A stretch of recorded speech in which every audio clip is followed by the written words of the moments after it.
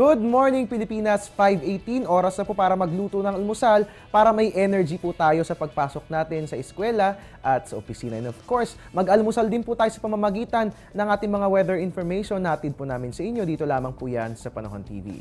Alright, puntahan po natin ngayon yung 3-day weather forecast na inilabas ng Pag-asa.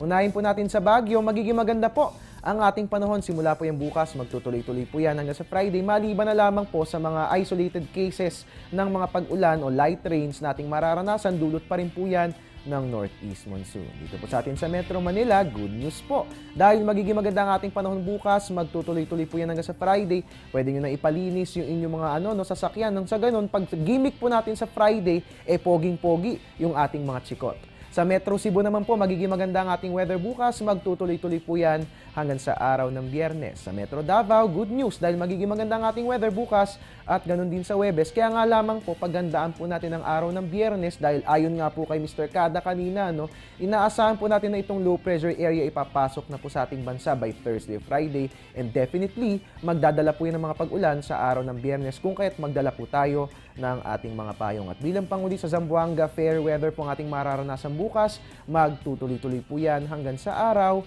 ng Friday. At ngayon naman po, silipin po natin ang lagi ng panahon sa selected areas ng ating bansa. Rojas City, mataas ang temperatura, 25 to 28 degrees Celsius at magiging maganda naman ang lagay ng ating panahon. Habang sa Kalayaan, Group of Islands po, magiging mababa ang temperatura. Ganun din sa Calapan, meron tayong 20 to 29 degrees Celsius.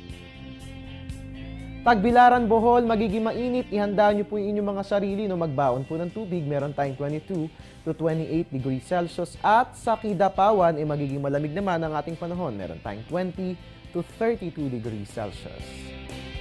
Para naman sa mga bakasyonista, narito po at gawin nyong gabay ang magiging lagay ng panahon sa tourist spots ng ating bansa.